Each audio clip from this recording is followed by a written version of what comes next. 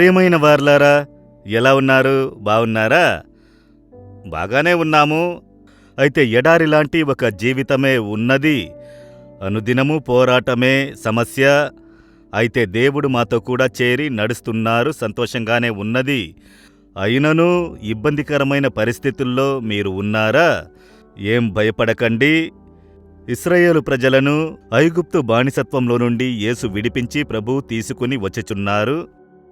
ఎడారిలో నడుచుచున్నారు. ఎక్కడ చూచినా కంటిచూపు మేరకు ఒక వృక్షమును చూడలేదు, చెట్టును చూడలేదు.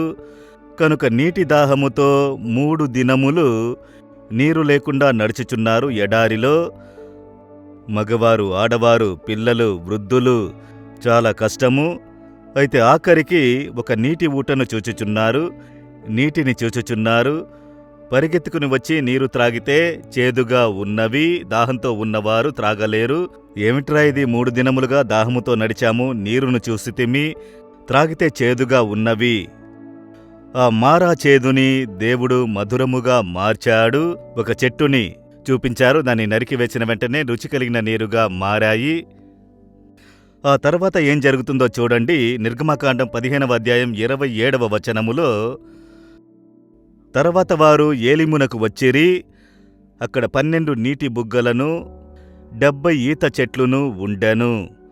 ఎడారిలో ఒక నీటి ఊట, 12 నీటి ఊటలు, 12 గోత్ర ప్రజలు ఉన్నారు. ఒక్కొక్కరికి ఒక్కొక్క నీటి ఊట, 70 ఈత చెట్లు, సమృద్ధి అయిన స్థలము. ఈ సముద్ర తీరంలో ఎడారిగా తెలుస్తుంది. ఇందులో ఒక నీటి ఊట ఉన్నది, మంచి నీరు ఉన్నది. అది చూస్తే ఆశ్చర్యము. ఇందులో వర్లలు దింపి ఉంచారు, మంచి నీరు, త్రాగే నీరు. చూడండి, ఈ సముద్ర తీరంలో కూడా ఒక నీటి ఊటను దేవుడు ఉంచారు. దాహంతో వచ్చేవారు దప్పిక తీర్చుకోవడానికి. మీ జీవితం ఎడారిగా ఉండవచ్చు. మీరు మారా మార్గమున నడవవచ్చును. ఏలీము అన్న సమృద్ధి అయిన నీటి ఊటను చూడాలంటే మారాను దాటే వెళ్ళాలి. ఈ దినము మారా చేదు మీ జీవితంలో కొన్ని చేదైన కార్యములు, మీ వ్యక్తిగత జీవితంలో కొన్ని చేదైన సంభవములు, మీ ఇంట్లో కొన్ని చేదైన కార్యములు, మీరు సేవలో కొన్ని చేదైన వాటిని సంధించుచున్నారు. మీ వృత్తి, పని, మీ పరిస్థితి, పిల్లల కార్యము, భర్త కార్యము, కొన్ని చేదైన కార్యములు మీలో ఉండి ఉండవచ్చు. అవి మనసుకు వేదనను ఇచ్చుచున్నవి. సోలిపోకండి. ఇవి దాటితే అందమైన ఏలిము, సమృద్ధి అయిన స్థలము, నీటి ఊటలు, సౌందర్యమైన ఒక స్థలం.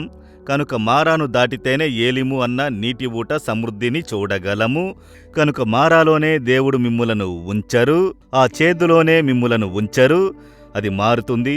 చేదు మారి ఒక నీటి ఊట దగ్గర దేవుడు మిమ్మల్ని దండుదించెదరు, సంతోషపరచెదరు. మారా చేదు, దాని తర్వాత ఏలిమన్న ఆశీర్వాదము. ఇక రాబోవునది ఏలిం యొక్క ఆశీర్వాదము. కనుక ఈ పరిస్థితిలో కలవరపడకుండున్నట్లు, ఈ చేదు ఉన్నదండి, అది పోవుటకు ఏం చెయ్యాలి?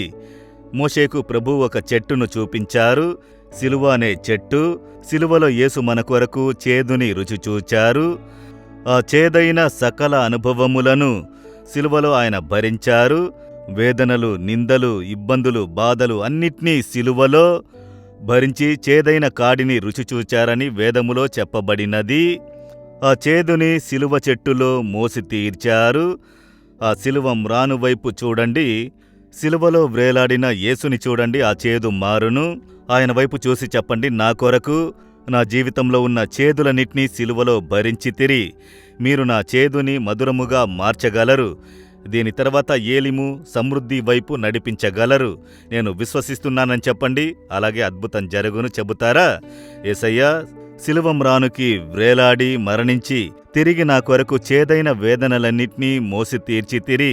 ఆ సిలువ మ్రానుకి వేలాడుచున్న యేసుని చూచుచున్నాను. నా హృదయంలో ఉన్న చేదు, నా కుటుంబంలో, పనిలో, సేవలో, నా జీవితంలో కనబడిన చేదైన పరిస్థితులు మారునుగాక. అందుకొరకే కదా సిలువలో చేదుని మీరు రుచి చూశారు. నన్ను మధురముగా మార్చుము. ఏలిముకు నన్ను నడిపించుచున్నారు. సమృద్ధి రోజుల్ని నేను చూడబోతున్నాను. యేసు నామములో amen, amen. Jesus redeems Telugu YouTube ఛానల్ను సబ్స్క్రైబ్ చేయండి. సబ్స్క్రైబ్ బటన్ను క్లిక్ చేయండి మరియు బెల్ బటన్ను నొక్కండి. ప్రతిరోజు కార్యక్రమ సమాచారం పొందండి.